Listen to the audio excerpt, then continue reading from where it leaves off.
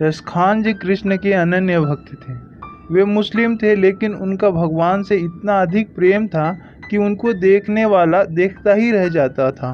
धन्य है भगवान जो किसी व्यक्ति के जात पात को नहीं पूछते। भगवान के बारे में यही बात आती है, जात पात पूछे ना कोई, हरि को भजे सो हरि को होई। अगर आप भक्ति मार्ग पर हैं तो आपको कुछ सोचने की ज़रूरत नहीं है। बस एक बार आपको भगवान से प्रेम हो जाए तो भगवान और भक्त में कोई अंतर नहीं रहता। तो चलिए रसखान जी की कहानी सुनते हैं। अगर आपको ये वीडियो अच्छा लगा तो लाइक और सब्सक्राइब ज़रूर करें और ज़्यादा से ज़्यादा इस वीडियो को शेयर करें। एक बार रसखान जी अपने उस्ताद और अनेक लोगों के साथ मक्का मदीना की यात्रा पर जा रहे थे। रास्ते में उनके उस्ताद ने कहा, देखो हिंदुओं का तीर्थ स्थल वृंदावन आने वाला है।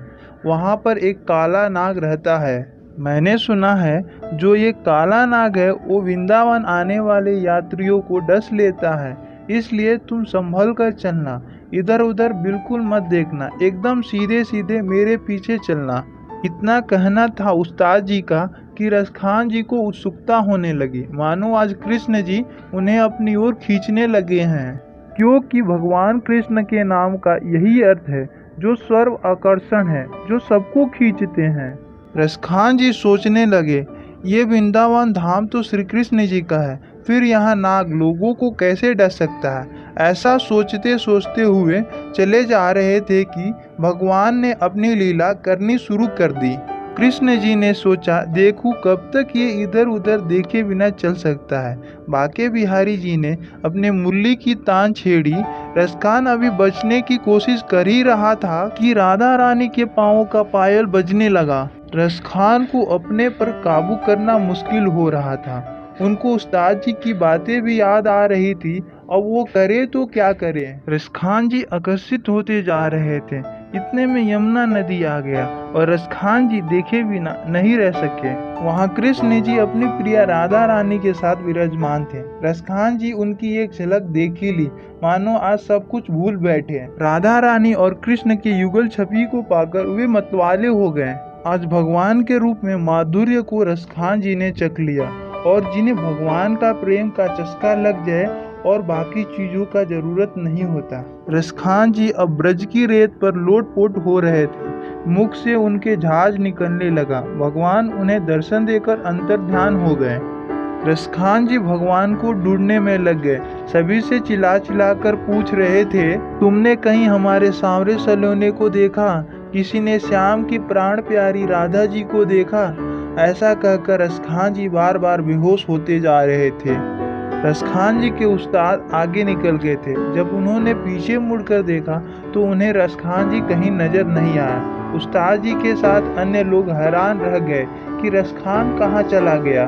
जब सभी वापस पीछे आए और उन्होंने रसखान की दशा देखकर समझ गए कि कालिया नाग ने उसे डस लिया है और वे अब किसी काम के नहीं रहे। उस्ताद जी और अन्य लोगों ने रसखान को वहीं छोड़कर चले गए।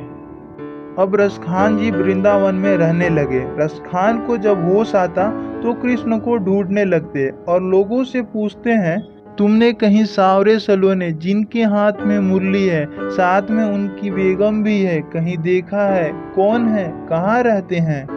तब किसी ने वृंदावन के बाके बिहारी जी का मंदिर का पता बता दिया। रसखान जी दौड़ते दौड़ते मंदिर गए, लेकिन मंदिर के अंदर पुजारी ने उन्हें प्रवेश करने से रोक दिया। रसखान जी मंदिर के बाहर 3 दिन तक भूखे प्यासे पड़े रहे। तीसरे दिन खुद बाके बिहारी जी अपना प्रिय दूध भात चांदी के कटोरे में लेकर आए और उन्हें अपने हाथों से खिलाया। इसके बाद रसखान जी ने भगवान के लिए ऐसे ऐसे पद लिखे, ऐसे ऐसे भाव लिखे कि पढ़ने वाले आश्चर्यचकित रह जाते हैं। एक मुस्लिम भक्त का भगवान के लिए इतना प्रेम, ऐसा लगता है मानो सारी लीलाएं रसखान को ही दिखाई दे रही है और रसखान उन्हें अपनी कविता के माध्यम से लोगों को समझा रहे हैं। रसखान जी कहते हैं, यदि सच्चा प्रेम हृदय से उत्पन्न हो जाए तो फिर वो जाने वाला नहीं है।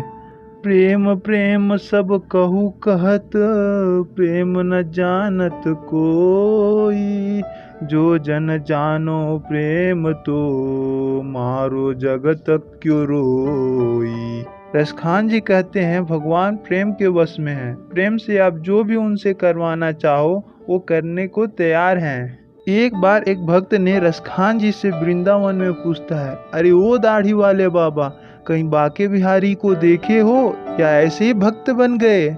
रसखान जी मुस्कुराए और बोले, अरे देखा है देखा है, देखो दूरो वो कुंज कुटिया में बैठो पलोटन राधिका पायन।